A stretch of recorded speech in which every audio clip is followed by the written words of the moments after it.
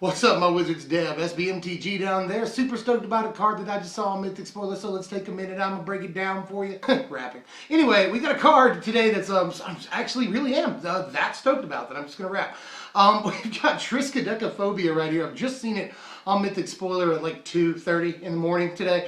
And I am so excited about it. I'm just going to do a video, and I've got a couple of other things I want to talk about, but this is easily best card of the set. Not really the best like for play, but just flavor win. This is maybe the best flavor card of all time, and I actually think it's not a terrible card in some ways. Triskaidekaphobia costs 3 and a black. It's an enchantment, and at the beginning of your upkeep you choose one. Each player that has exactly 13 life loses the game. And then each player gains a life, or the inverse of that. You can also choose to have each player at 13 life lose the game, same thing there, but each player loses a life as well. So here's the deal. You can have you can use this obviously to sort of slowly work their life total towards 13, where they have to raise it or lower it, which is probably a pretty high pressure game. But you know, some people say this is obviously meant for Commander, but you have to deal like 27 damage before this starts being good. But it would be pretty good in Commander, where you sort of maximize the number of turns that you're playing with, and that maximizes the chances that you have to manipulate life totals and, you know, knock players out of the game with this. But in Standard, I actually think it's interesting. You know, everyone's talking about the Falcon Wrath, the Aire of Falcon Wrath and Incorrigible Youths thing, where like third turn you swing 7 and knock them down to 13. This is kind of interesting because you can follow that up with the turn 4 this. You win on turn 5.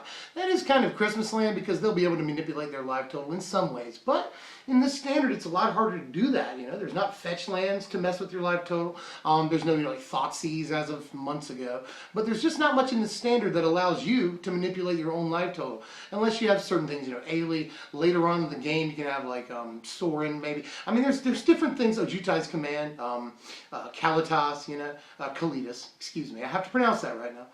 Kalitas. So there are some things, you know, Shambling Vent, I'm pointing out some things here, but there are definitely ways that we can manipulate their life total too, outside of this card. So, like the card, actually, Triskaidekaphobia. Here's the flavor win here. Triskaidekaphobia obviously means fear of the number 13, in case you didn't know. But there's a lot of cool little Easter eggs in the art here, and in the overall design, and even in the set number of the card. They really went all out with the flavor on this. Let's go with the Where's Waldo approach and just try to name everything that we can find in the art here. There are 13 streaks of blood on the wall. There are 13 stones in the outer stonework of the fireplace. There are 13 stones in the inner stonework of the fireplace. There are 13 logs in the fireplace. There are 13 stones on the ground in front of the fireplace. There are 13 boards on the ceiling and on the wall. There are 13 pegs in the barrel to the left there in the art. There are 13 of these, what I'll assume are cooking utensils and not instruments of murder, up there on the top left there. And there's some other interesting stuff. It costs 1 black and 3, that's 13. They even went so far out with the flavor here that they included the card number for the set. The card number in this set is 141. 14 minus 1 is 13. So there you go. And if they could add 2 letters to the word enchantment, they probably would do that too. Just overall, just like, it's impossible to not like this card. And there are a lot of people calling it crap, and it probably won't see Standard play, obviously. I am pimping it a lot, but this is probably, you know, you don't really build around this. It's going to be tough to. But it is an alternate win condition, so there's that. And alternate win conditions are always cool, and I think it's cooler than Hedron alignment by a long shot. So love the card a lot. I'm sort of gushing over it because I haven't seen a flavor win like this in probably ever. I've been playing Magic for over 20 years, and I've never seen something that even approaches how amazing this card is design-wise. There are 2 more things that happened today that I want to talk about as far as the spoilers go. Prodder came out, and a lot of people have been asking me in comments, and I've gotten an email too, about Prodder and how I feel about this. Prodder, in case you haven't seen it yet, is 2 and a red. It's a devil, and it's a 3/2 with menace. At the beginning of your upkeep, reveal the top card of your library. Any opponent may have you put it into your graveyard. If a player does, Prodder hits that player for damage equal to that card's converted mana cost. Otherwise, you put that card into your hand. So red card draw that's sort of Bobbian, you know, in the way it works. You know, it feels like a rework of a red Dark Confidant, you know. You either get to draw the card or hit your opponent for damage, unless you draw a land, in which case they'll probably make you discard it. but just so you won't get the card advantage, or the land if you need that. But I really like the way this interacts with Goblin Dark Dwellers, first of all. You know, if they decide to make you put a card in your graveyard, you can always Dark Dwellers it and play it again. That's pretty cool. And card works cool with Dark Dwellers, because if you draw a Dark Dwellers with this card during your upkeep, then they'll either have you put that into your hand or take 5.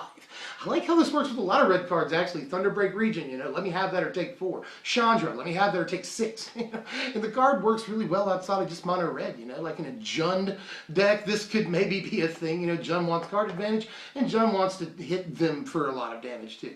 So advantage or damage, one way or the other. And on a 3 mana, 3/2 Menace body, all of this seems like a pretty good deal to me. And the last thing that happened today that I really want to take note of is the lands. The lands happen. I don't know what we're calling them yet. I'm sure they'll get a snappy name soon enough. They always do. They're all the allied colors.